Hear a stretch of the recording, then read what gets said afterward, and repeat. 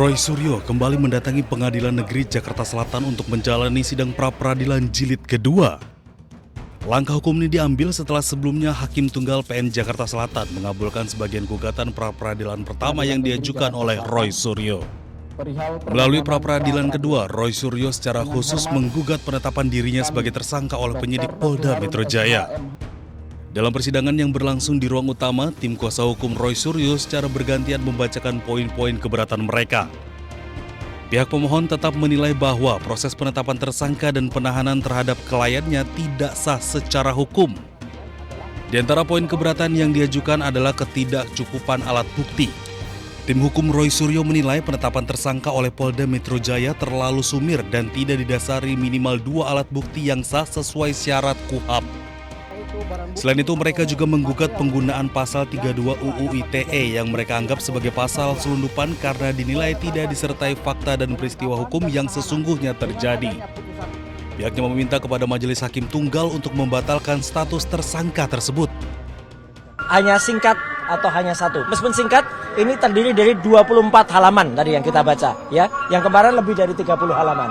Dan singkat tapi ini sangat bermakna. Karena ini kalau kata Mas Gafur tadi, ini disetujui atau ini dikabulkan, maka itu akan berpengaruh kepada didakwakannya pasal 32 ayat 1 kepada saya. Karena alasannya tadi jelas, Pak Yasena tadi juga sudah mengatakan apa yang nanti akan diuji itu tidak berkesesuaian antara barang fisik, barang analog, dan barang digital. Hakim Tunggal yang memimpin persidangan nantinya akan mempertimbangkan seluruh fakta hukum yang terungkap sebelum menjatuhkan putusan akhir pada Senin tanggal 20 Juli mendatang. Dari Jakarta, Hadisti Arifa, Seto Pratomo, iNews melaporkan.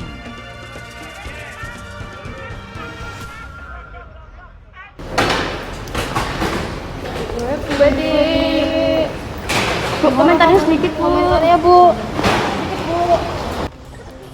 Usai terjaring operasi tangkap tangan, Bupati Sukoharjo Etik Suryani diperiksa KPK di Mapolres Surakarta. Etik pun langsung dibawa ke Jakarta untuk diperiksa lebih lanjut. Mana, Bu? Jalan Kepuh gimana, Bu? Jalan Kepuh. Gelap semua ini, Bu, jalannya. Selain Etik, KPK juga menangkap 4 orang lainnya. Sebelumnya, Etik dijemput oleh petugas KPK di rumah dinasnya di Solo, Jawa Tengah pada Kamis malam.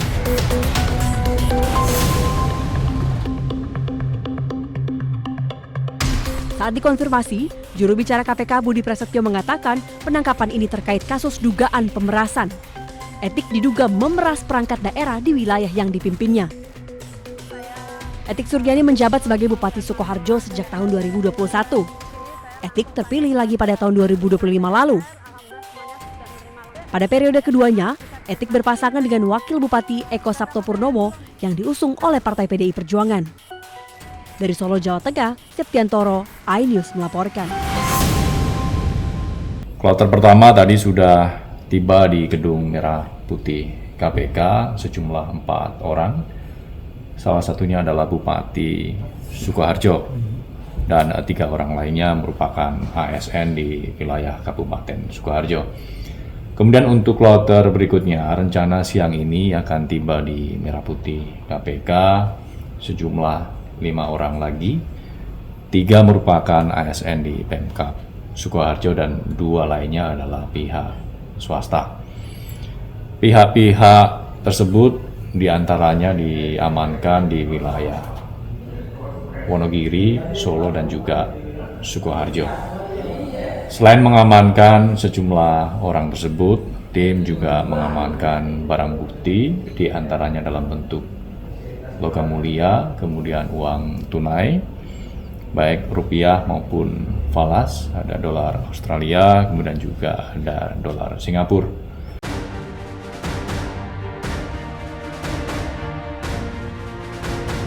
Penggeledahan demi penggeledahan dilakukan oleh Kortas Tipikor Polri di 13 lokasi yang tersebar di Jakarta, Tangerang Selatan, Banten, serta Bogor, Jawa Barat. Fantastisnya barang bukti yang ditemukan mengejutkan banyak pihak. Terlebih janggalnya uang ratusan miliar rupiah dan emas 74 kg disimpan dalam rumah dan bukan di rekening bank ataupun safe deposit box.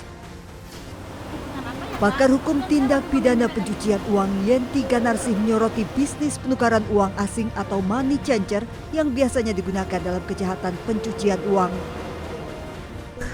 Salah satu yang patut dicurigai atau yang sering digunakan oleh pelaku-pelaku money laundering itu adalah memang melalui money changer, ya, menukarkan ke money changer, atau bahkan mereka yang telah melakukan kejahatan korupsi atau kejahatan ekonomi itu malah mereka bikin sendiri money changernya supaya uang hasil korupsi itu bisa disamarkan seolah-olah mereka adalah memang punya bisnis money changer dan uangnya itu lebih masuk, dan kemudian tidak mereka akali sedemikian rupa sehingga tidak harus lapor kepada PPATK dan tidak teridentifikasi. Nah, sekarang kita lihat. Yenti meminta penyidik mendalami siapa pemilik 13 lokasi yang digeledah, kemudian dikaitkan dengan profil, dari mana, serta bagaimana temuan emas dan uang didapatkan. Dari Jakarta, Tim Liputan iNews melaporkan.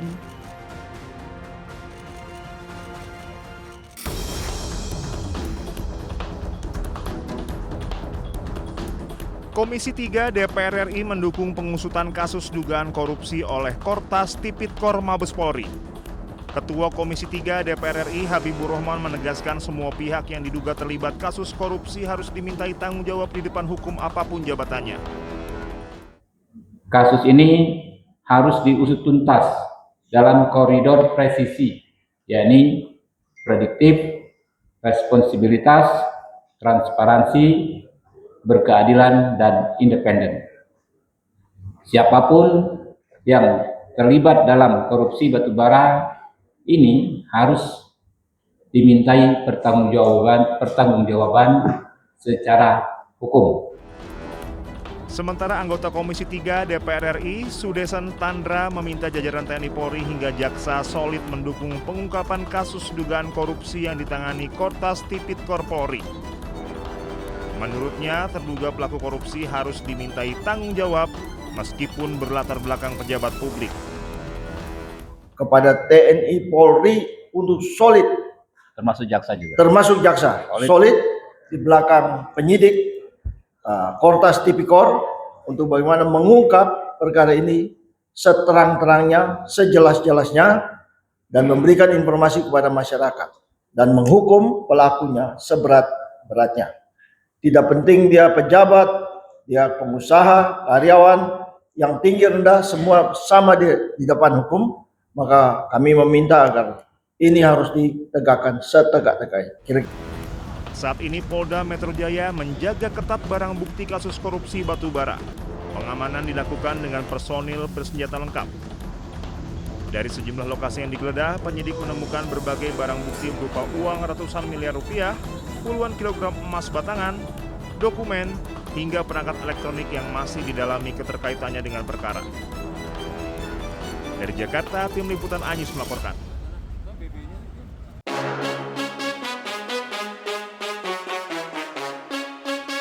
Mobil yang satu ini memang sangat unik. Seorang warga Cili Ariel Oses mengubah kendaraannya menjadi album berjalan besar dengan menutupinya menggunakan lebih dari 10.000 stiker Panini. Ya, FIFA Mobile lebih dari sekadar proyek koleksi. Merampungkan album Piala Dunia adalah mimpi masa kecil, dan mimpi tersebut mengambil dimensi kolektif dengan ratusan penggemar menyumbangkan stiker mereka dan mengubah kendaraan tersebut menjadi simbol gairah sepak bola. Más de 10.000 láminas pegadas en el auto, o sea, estamos calculando que ya son más de 10 álbumes completos, porque un álbum se llena con 980 láminas más o menos. Mi álbum aún no lo completo, porque 1.000 láminas la pegué en el auto, entonces aún no lo completo, lo tengo ahí, pero ahora sí lo voy a empezar a completar, porque es algo que tengo que terminar sí o sí. Mobil tersebut juga menjadi platform kolektif karena penggemar lain dapat menempelkan stiker mereka yang berulang atau menerima stiker yang belum mereka miliki dari Oses. Penerbit Panini turut serta dalam inisiatif dengan menyediakan stiker agar tidak ada anak-anak yang ketinggalan berpartisipasi. Meskipun Chili absen untuk kali ketiga beruntun di Piala Dunia, inisiatif Oses dimaksudkan untuk menjaga semangat turnamen tetap hidup sekaligus menunjukkan bahwa bagi ribuan penggemar sepak bola, perayaan sepak bola terbesar juga bisa dinikmati jauh dari lapangan.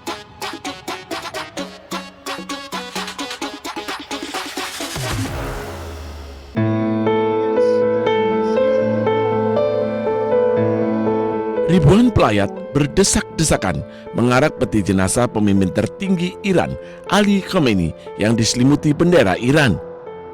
Prosesi pemakaman ini dimulai Rabu pagi di area jembatan Kufa sebelum melewati kota. Upacara pemakaman di Najaf berakhir setelah peti jenazah Khamenei tiba di komplek makam suci Imam Ali bin Abi Thalib. Kerumunan warga juga mengiringi truk yang membawa peti mati Khamenei bersama beberapa anggota keluarganya. Beberapa pelayat juga terlihat mengibarkan bendera Irak dan Iran, menandakan kedua bangsa tersebut memiliki darah dan jiwa yang sama. هذا التشييع المهيب للسيد الخامنائي الشهيد يعبر عن تمسك ووحدة الأمة الإسلامية ورفضا لهذا العدوان على الجمهورية الإسلامية، وأن هذا التشييع في إيران وفي العراق يدل على أن السيد له مكانة في المجتمع الإسلامي في المجتمع. Setelah upacara di Najaf, jenazah Khamenei dijadwalkan akan dipindah ke kota Karbala. Prosesi pemakaman yang berlangsung selama beberapa hari ini dijadwalkan berakhir pada hari ini di kota Mashhad, Iran Timur Laut, tempat Khamenei akan dimakamkan. Pemimpin tertinggi Ali Khamenei tewas dalam operasi militer gabungan Amerika Serikat dan Israel melawan Iran pada 28 Februari. Putranya Mujtaba Khamenei kemudian diangkat sebagai penggantinya.